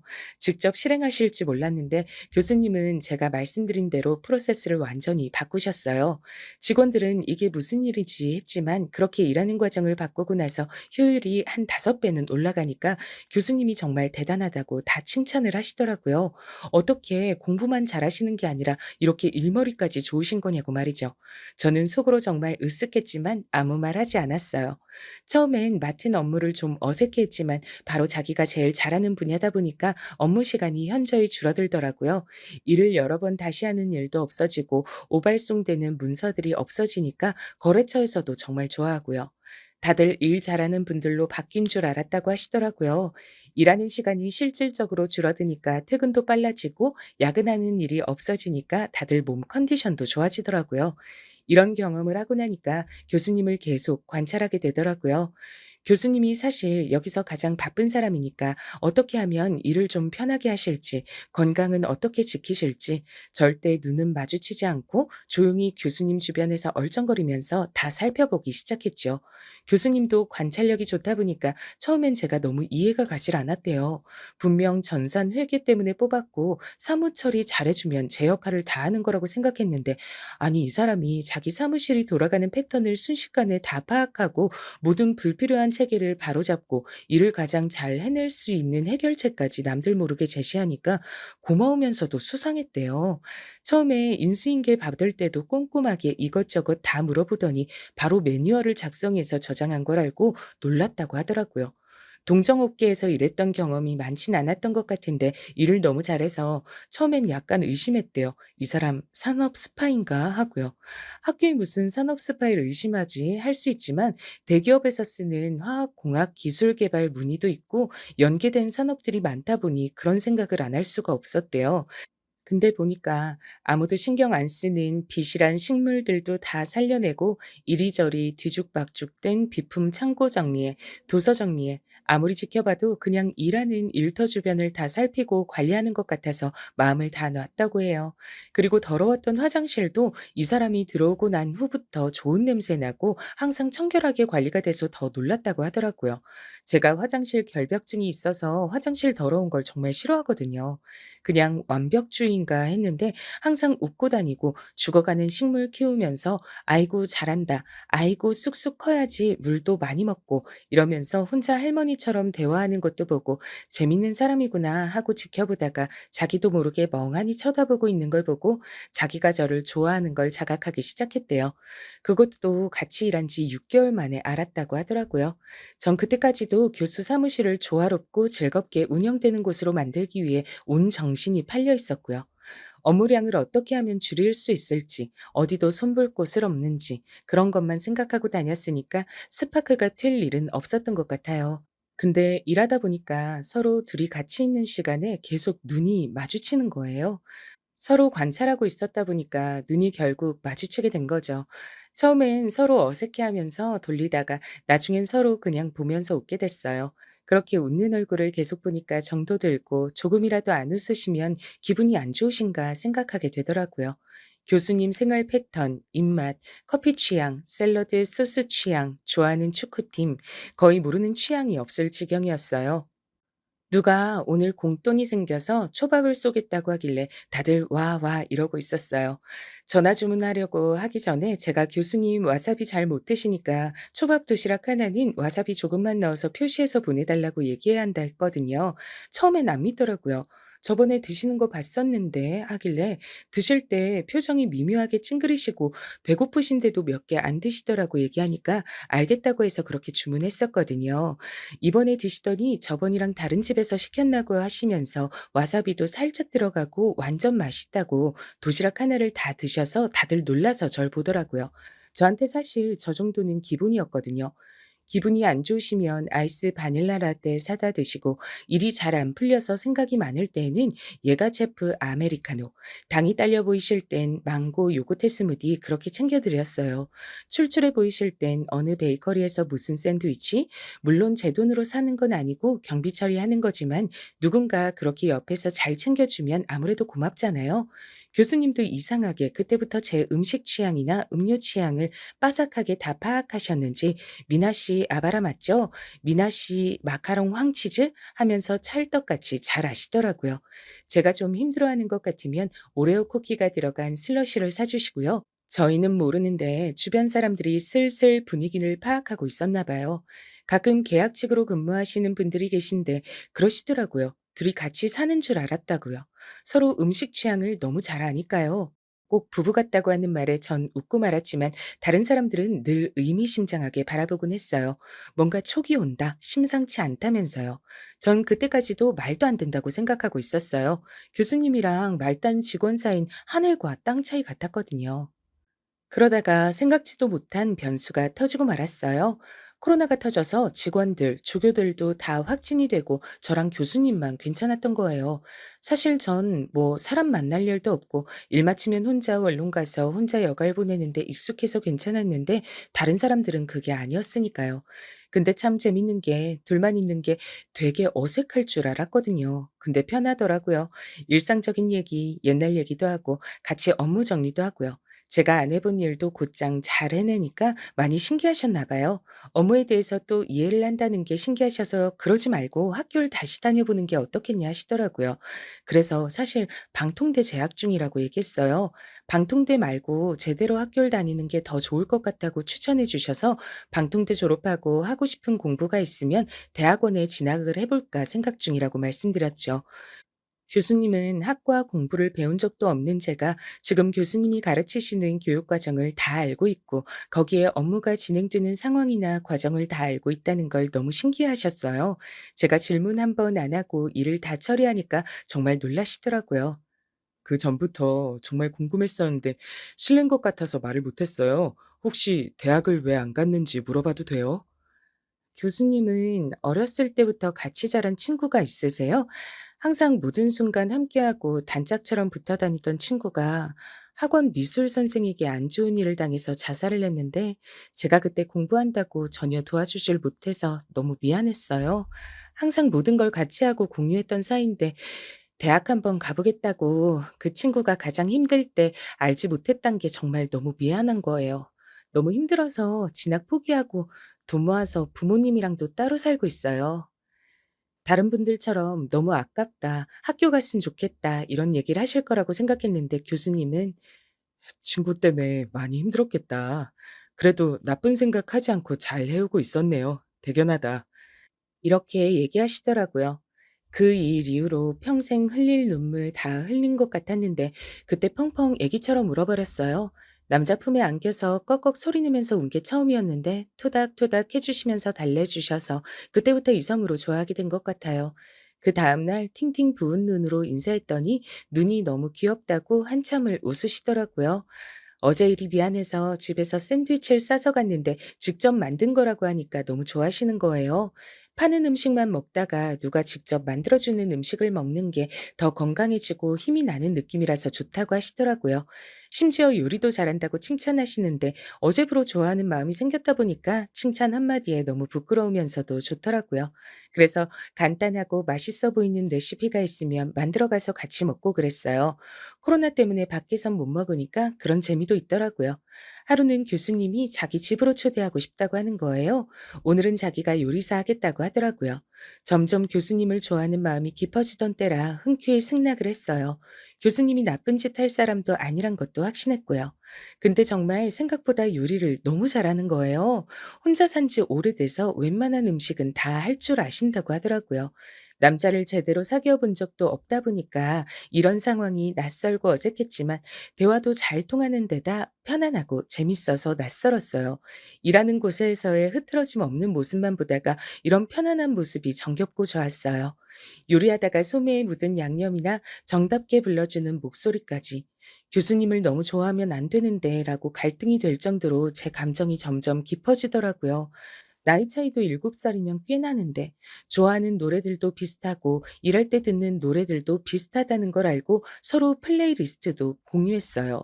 노래 공유하는 건 진짜 내 세상으로 들어오는 문을 열어주는 거랑 같다고 생각하거든요. 그걸 교수님이랑 하게 될 줄은 정말 몰랐어요. 혹시 일하다가 집중이 잘 안 되고 진도가 안 나갈 때 듣는 노래가 있어요? 그럴 때는 가사 있는 노래 들으면 더 집중이 안 돼서 없는 걸로 듣는데요. 좀 웃길 수도 있는데 하울의 움직이는 성에 인생의 회전목마를 들어요. 그걸 들으면 모든 게 다 그냥 흘러갈 것 같은 느낌이 들어서요. 지금의 이 시간과 괴로움도요. 어? 그거 오케스트라 버전 알아요? 그거 듣고 너무 좋아서 일할 때 듣고 있었는데 내가 그런 거 듣는다고 하니까 친구가 신나는 노래 들어야지 뭐 그런 거 듣냐고 하더라고요. 근데 여기서 동지를 만났네. 아, 정말요? 밤에 잠 안 올 때 듣는다는 친구는 봤는데 일할 때 듣는다는 사람은 주변 사람 중에선 처음인 것 같아요. 노래 취향 비슷한 사람 있으니까 좋네요. 어, 그럼 우리 그렇게 해요. 매일 들으면 기분 좋거나 마음 편안해지는 노래 한 곡씩 추천해 주기요. 아님 그날에 어울리는 노래 추천해 주기. 와, 좋아요. 매일매일 뭔가 노래가 쌓이면 그것도 되게 뜻깊을 것 같아요. 이렇게 우리가 하루하루를 보냈구나. 이렇게 버텨냈구나. 그런 느낌일 것 같아요. 책 자주 읽어요? 미나 씨는 어떻게 이렇게 말을 조리 있게 잘하지? 나랑 7살 차이 나는데 말하는 건 미나 씨가 훨씬 잘하는 것 같아요. 아, 정말 교수님 놀리지 마세요. 그렇게 우리는 매일매일 음악을 추천해 준다는 핑계로 연락을 계속 주고받기 시작했어요. 하루의 시작을 응원하고 하루의 마무리를 다독여줬죠.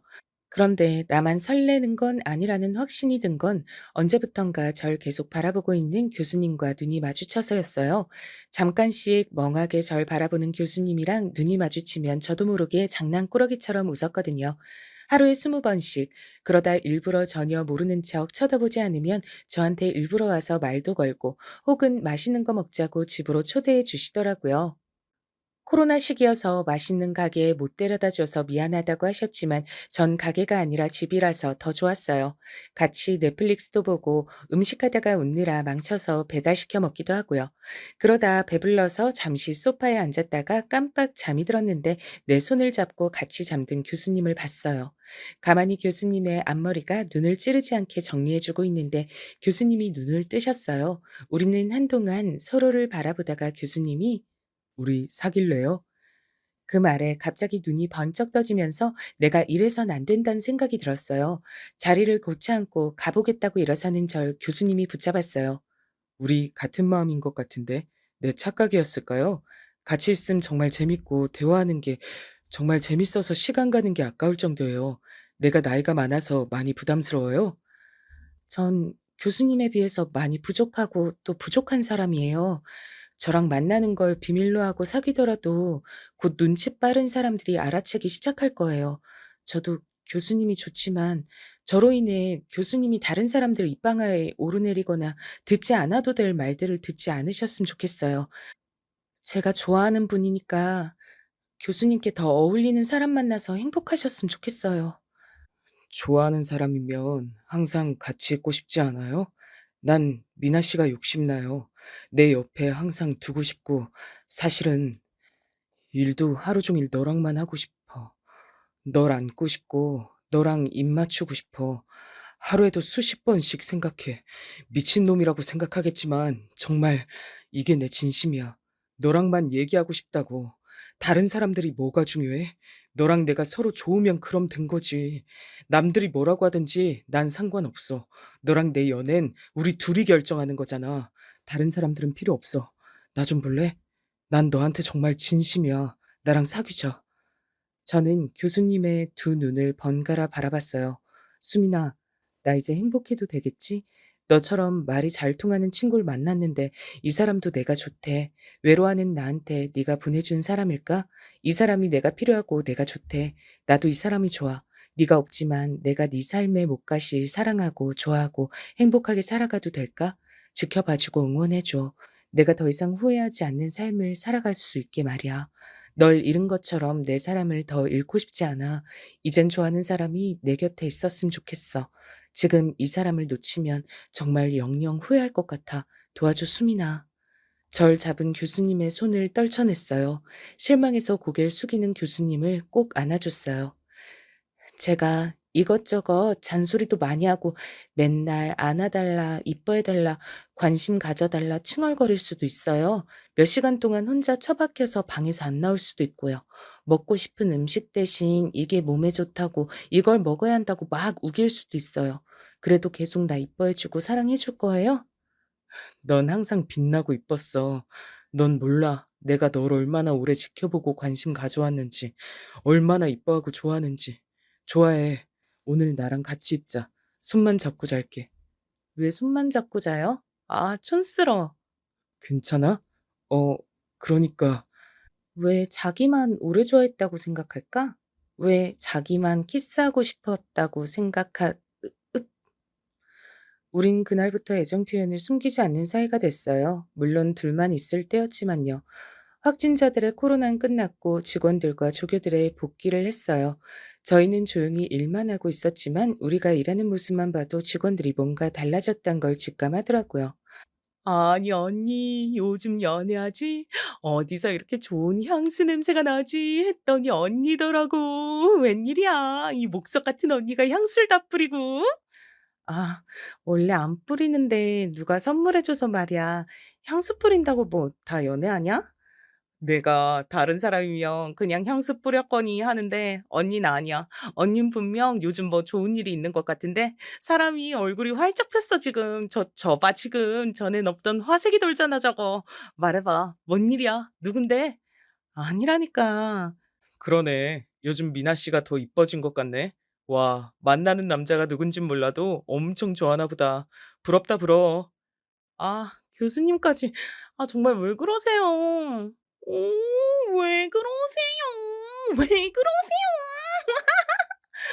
아니, 말투까지 다 저렇게 바뀐 거야? 참, 사랑의 힘이 무섭다, 무서워.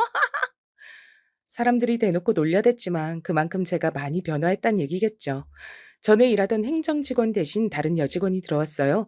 학력도 좋았고 경력도 꽤 있었는데 우리 연구실에 들어온 이유는 우리 교수님을 존경해서라고 하더라고요. 근데 그 좋아하는 정도의 감정을 넘어서 교수님과 아예 사귀고 싶어 하는 눈치였어요. 모든 음식 심부름도 자기가 갔다 오겠다고 해서 직접 교수님께 갖다 드리고 말이라도 한 번 더 해보려고 난리였죠. 얼굴도 이쁘장하고 애교가 넘치는 스타일이라서 보통의 남자라면 좋아하고도 남을 사람이었어요. 스스로 자기가 예쁜 거라는 사람이었죠. 그걸 무기처럼 사용하기도 하는 사람이었지만 여긴 여초 직장이라 그게 통하지 않는다는 걸 아직 잘 모르는 것 같았어요. 그 여직원은 자기가 교수님을 정말 좋아해서 그러니 자기 좀 도와달라고 티를 많이 냈는데 또 우리 직원들이랑 조교들은 불쌍한 건 도와줘도 불려시는 절대 도와주는 일이 없는 사람들이었어요. 차라리 다행이었지만 그런 모습들을 보는 제가 마음이 영 편치가 않더라고요. 하루는 일부러 교수님 주겠다고 제가 싸온 김밥을 어떻게 냄새로 알아채고 먹고 싶다고 난리를 부려 자기가 거의 다 먹어버리고 자기가 사온 샌드위치를 교수님께 드리더라고요. 얼마나 얄밉던지. 그날은 하루 종일 저기압이었어요. 교수님이 제 기분을 눈치채시고 오전 11시쯤 현장 가는데 다들 바쁜 것 같으니 미나 씨랑 같이 다녀오겠다고 하시는 거였어요. 나머지 분들 업무 잘 해주시고 오늘은 6시에 바로 퇴근하세요. 저희는 현장 견학하고 따로 상의하고 다음 주에 프로젝트 들어갈 거 계획 짜고 의논하고 하다 보면 좀 길어질 것 같아요. 오늘 점심은 제가 쏠 테니 이 카드로 결제하시고요. 맛있는 거 다들 드세요. 교수님, 현장 견학 저도 가고 싶었는데 오늘은 제가 가면 안 될까요? 행정직원이 굳이 현장 견학 갈 이유가 없을 것 같은데요. 그 말에 그 여직원인 잠시 얼굴이 울그락불그락 하더니 절가라 뭉개기 시작했어요. 미나 씨는 잡무 처리하시는 분 아니세요?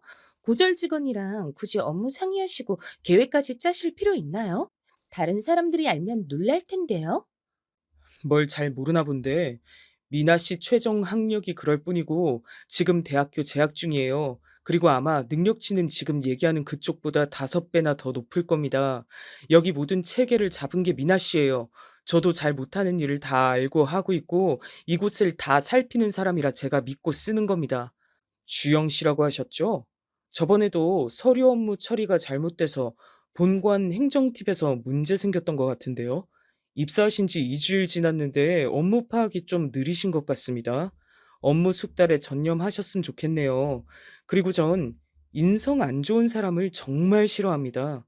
업무 분위기 해치고 다른 직원들 불쾌하게 만드는 일이 더 없었으면 좋겠네요. 미나 씨, 가죠. 다른 사람들 말을 들어보니 그 행정 직원은 한참을 열받아 했다고 하더라고요.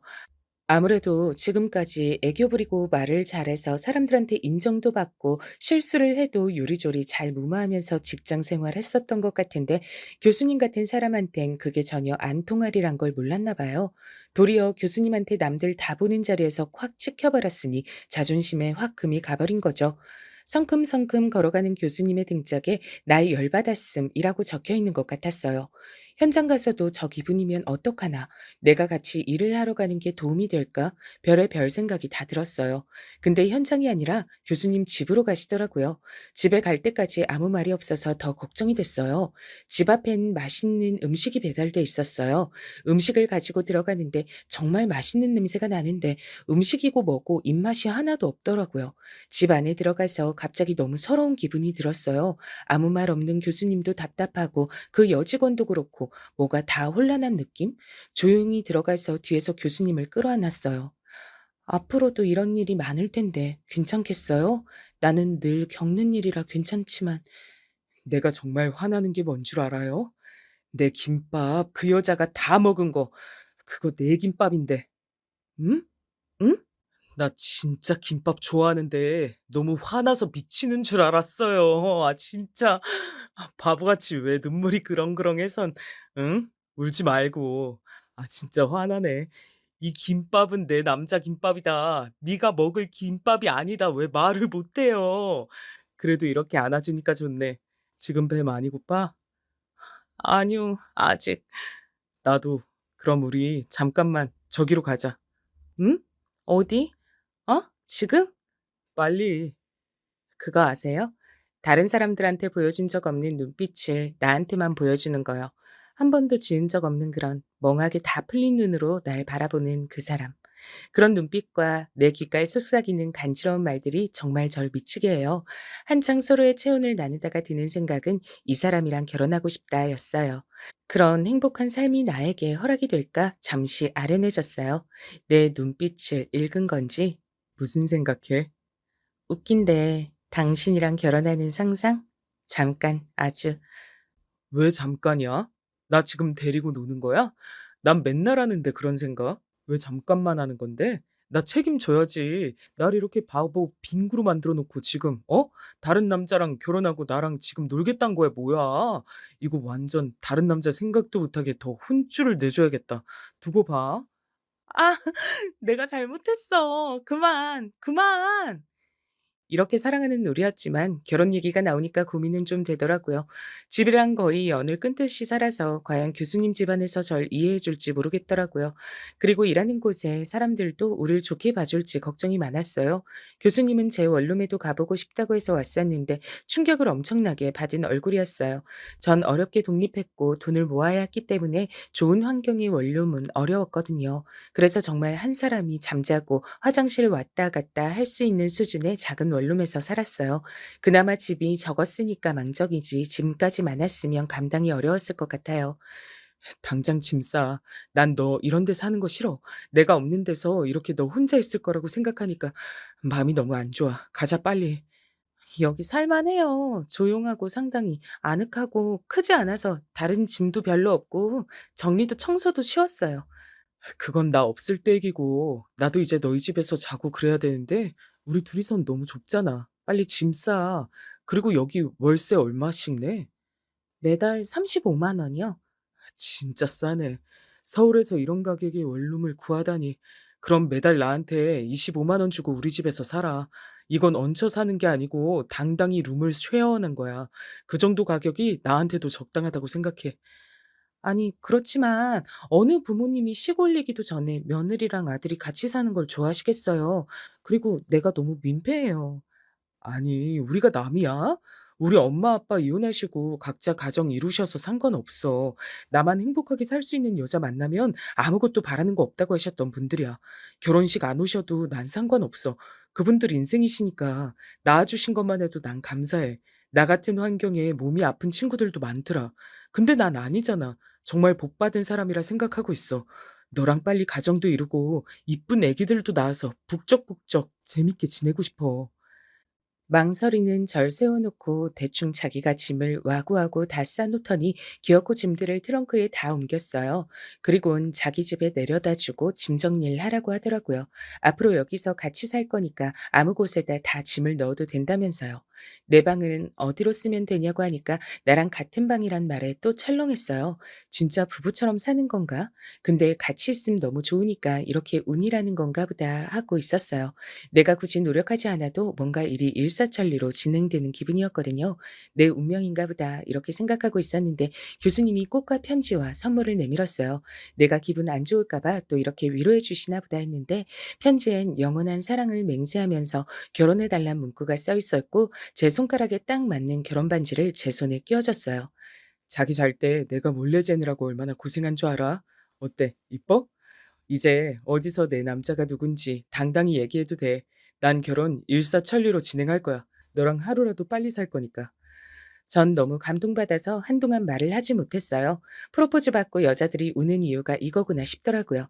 한평생 나랑 같이 있고 싶다고 얘기하는 거니까요. 그렇게 우리는 가장 빠른 길일인 5일 후에 청첩장을 와다다 찍어서 결혼식을 올렸어요. 심지어 일하는 사람들에겐 토요일 예식 바로 하루 전날 통보했답니다. 다들 어린아가 있는 얼굴이었어요. 특히 행정직원은 하루 종일 똥 씹은 얼굴이었죠. 앞에선 뭐라고 못하고 뒤에서 불려신 따로 있었네 하더라고요. 그렇게 행복한 신혼생활이 시작됐어요. 부부끼리 같은 곳에서 일하면 더 많이 부딪히고 더 스트레스 받는다고 하잖아요. 저희는 일할 때는 너무 프로페셔널해서 주변 사람이 힘들다고 할 정도였어요. 각자 분야에서 열심히 해서 저도 부장급으로 승진했고요. 너무 파격 인사 아닌가 했지만 제가 처리하고 정리한 일의 양이 정말 엄청났기 때문이었죠. 다들 저보고 체력 좋다고 했지만 저도 악으로 깡으로 해낸 것 같아요. 그리고 좋아하는 사람이랑 같이 일하는 것도 전 꿈만 같고 좋은 것 같더라고요. 결혼하고 나서 정남이 다 떨어지는 사람들도 많다고 하던데 교수님은 절 더 귀여워해주고 아껴주는 것 같아서 마음이 놓여요. 대학 교수들을 다 초청해서 연말 모임을 하는데 배우자가 있는 사람들도 함께 참석하라고 했대요. 전 어색해서 가기 싫다고 했는데 꼭 같이 가자고 하더라고요. 입을 옷도 걱정하니까 어디서 저한테 정말 잘 어울려 보이는 예쁜 옷도 구해서 왔어요. 처음이었는데 저도 이런 옷을 입을 수 있는 사람인지 그때 처음 알았어요. 저희가 들어서니까 곳곳에서 수군거리는 소리가 들리더라고요. 신경 쓰지 않고 남편과 여러 곳에 인사드리러 다녔어요. 결혼했다는 말이 깜짝 놀라지만 남자분들은 다들 "이런 미인과 부부라니 정말 좋겠어, 정 교수." 이렇게들 칭찬하고 응원해 주셨어요. 근데 치맛바람이 무섭다는 얘기가 있잖아요. 제가 지나갈 때마다 수군거리는 소리가 점점 더 심해졌어요. 아니, 그래서 대학도 안 나오고 7살이나 차이 나는 애랑 결혼을 한 거야? 양가 부모도 없이 급하게 했다던데. 정 교수는 장래도 촉망받고 능력도 최상위인 남자인데 왜 저런 여자랑 결혼을 한 거야? 보나마나 배운 거 없는 저 여자가 몸으로 들이댔겠지. 혼전 임신 이런 걸로 억지로 결혼한 거 아닐까?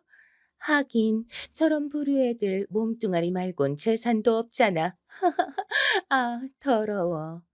예상은 했지만 얼핏 들어도 아무리 못 들은 척해도 저런 얘기들은 저한테 정말 상처가 되더라고요. 남편이 잠시 어디 갔다 오겠다고 갔는데 남편도 저랑 같이 다니는 게 부끄러워진 거 아닌가 걱정이 많이 됐어요. 세상에 갑자기 혼자 태어나 있는 것 같더라고요. 서서히 머리가 핑핑 돌려고 할 무렵에 갑자기 남편이 앞에 단상에 있는 마이크로 저를 소개하는 게 아니겠어요? 여러분, 안녕하십니까? 얼마 전에 결혼해서 새신랑이 된 정윤호 교수입니다. 전 이 대학에서 교수가 됐고 여러 성과를 내게 되어 많은 프로젝트에 참가, 많은 인맥도 얻고 스펙도 쌓게 됐습니다. 제가 가장 자랑스러워하는 스펙은 바로 제 아내를 이 대학에서 만난 거였습니다. 잠시 저희 교수팀을 도와주러 들어온 알바생으로 만났었는데 일을 너무 잘해서 지금은 부장급 직함을 달고 있습니다. 제가 편애해서가 아니라 절 음으로, 양으로 가장 많이 도와준 직원이었기 때문입니다. 저희 사무실 식물, 화장실, 주변 청소, 정리는 기본이고 저희 사무실의 모든 업무 처리를 아주 체계적으로 바꿔줘서 일의 강도가 원래 10이었다면 3으로 바꿔준 은인과도 같은 사람입니다. 아마 이 사람이 없었으면 전 지금의 많은 업적들을 5년 후에나 이룰 수 있었을지도 모르겠습니다. 하지만 한간에는 아내의 그런 능력은 모르고 고졸 출신의 여자가 몸으로 들이대서 교수를 꼬셨다고 생각하는 사람들도 있나 봅니다. 아까 행사 중에서도 다른 사람들이 다 듣는데 그렇게 수군거리시는 분들도 많더라고요. 아내는 고3 가장 예민하고 힘든 시기에 사고로 친구를 잃었습니다. 그 충격으로 대학 진학을 하지 않고 혼자 외롭고 힘들게 지금까지 버텨왔습니다. 하지만 꾸준히 노력하고 극복해서 대학교도 이제 마쳤답니다. 이름난 좋은 대학은 아니더라도 자기가 자기 손으로 등록금 벌여서 열심히 졸업장 따냈습니다. 여기서 부모님께 손 안 벌리고 자기 힘으로만 대학 다닌 사람 얼마 없을 겁니다. 어디서든 남 뒷말하는 법이 없고 자기가 열심히 한 일 자랑하거나 티내지 않고 다른 사람들 위해서 헌신하고 노력하기만 하는 사람이었습니다. 그래서 제가 먼저 반해서 한참을 바라만 보다가 드디어 사랑의 결실을 이뤘습니다. 자신이 제 허물이 될까 봐 늘 걱정하는 아내를 위해서 평소 무뚝뚝한 제가 이 자리에 섰습니다. 당신은 내 허물이 아니라 내 자랑거리야, 여보. 다들 어렵게 이룬 저희 사랑을 축복해 주셨으면 좋겠습니다. 이 학교에서 일하면서 가장 감사한 게 제 아내를 만난 겁니다. 좋은 인연을 이룰 수 있게 이런 훌륭한 학교를 세워주신 설립자와 각 자리에서 열심히 일하시는 운영팀들께도 너무 감사하고 여기 있는 여러분들도 정말 좋은 사람과 함께 소중한 시간을 보내는 추억들을 많이 쌓으셨으면 좋겠습니다.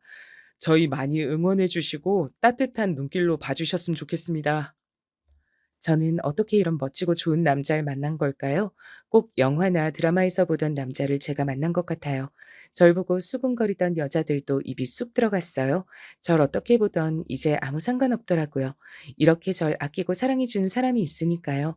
발표를 하고 내려오는 남편을 향해 엄지척을 해줬어요.